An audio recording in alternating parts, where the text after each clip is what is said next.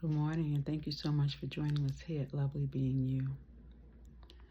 So music connects us all, but what about the individuals who we consider handicapped? The people who have these conditions, what about the secrets that they hold? Those individuals are tapped in better than we are in some cases. Let me explain. We're all connected. But the blind man in the room, is tapped in better than everyone else. Everyone else is trying to meet each other, network around the room. But the blind man is connected spiritually. He's able to make certain connections that you can't make because he's been tapped in. He's been learning how to be tapped in from the very beginning because everyone told him he did not have. So he had to tap into what he did have.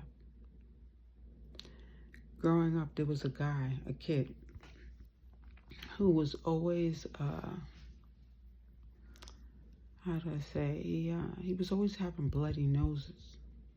Everybody kept saying, why is this kid always having the bloody nose? It's because what he was saying internally.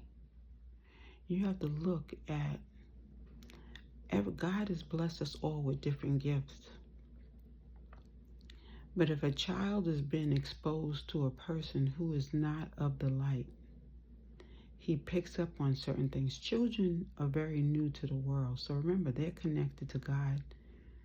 And, they're still connected to God. When they get here, we give them different views. We influence them in so many different ways. And it causes them sometimes to cut off from the connections that they have had. Perfect example I shared on this channel before. My father figure used to always say, I'd tell him that I saw or I heard certain things. He'd say, no, you didn't. So after a while, because your parental figure is your first direct, the person who directs you.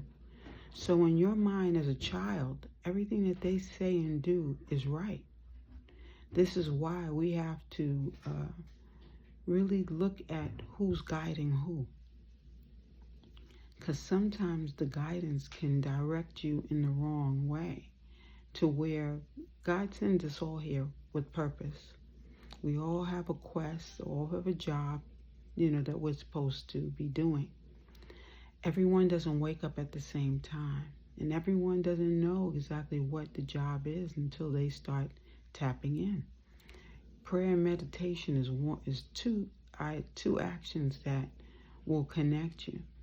Because see, a lot of times we go to a church or, some form of spiritual institution, I'll say. And we go to the minister and we ask for guidance. Pray for me, minister, da-da-da-da-da. But you are supposed to have a personal relationship connected to God first. And it starts in your childhood. Everyone doesn't grow up in a spiritual family. Everyone doesn't grow up in a spiritually enhanced household. But it is your job to make the necessary connections. God is going to connect you. It's up to you as to how you tend to carry it out in some cases. However, I had a grandmother who was Catholic, and she used to always go to the priest and go to the quiet room. I forgot what you call I called it a quiet room, but it was where she went and gave her, told her truths, that I forgot what it's called in the Catholic Church. But either way, spiritually we're all connected. That child who kept having the bloody noses, once he realized that it was because he was thinking negatively and saying negative things to himself internally, that's where the bloody noses were coming from. Once he figured out, and once he became a Christian, he started reading the Bible and realizing that, that he was not doing the right thing and it was working against his body.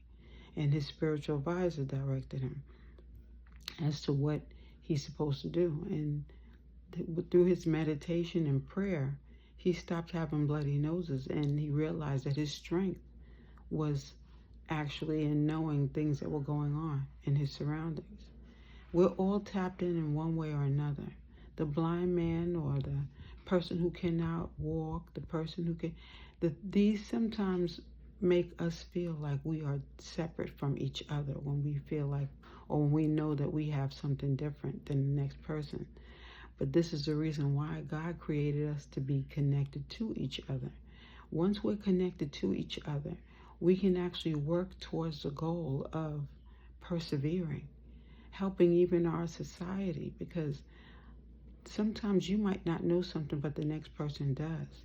You know, growing up, we moved around a lot, and I didn't understand why. My mother was being controlled. But my father figure and my aunt used to tell her, if you don't do this, this is what's going to happen. And they checked her in. She had to check into a facility on more than one occasion because she could not control what was going on. You know, what does it do to an individual when you have no control over anything? It either causes you to tap in or to tap out. Think about it. We all have strong minds. We all come here and God presents us with certain gifts. But if you don't know what those gifts are, some people feel like they don't know what to do. Okay? When a person's controlling you, they say, you know, you can't do this, or I'm going to do that. So when that happened to my mother figure, we lived in Yonkers at the time. And we didn't understand why. My older brother said that the guy who owned the building, we didn't renew our lease in time, so he decided to rent it to someone else. That man was paid to cut our lease, to not allow us to stay. He was paid for that.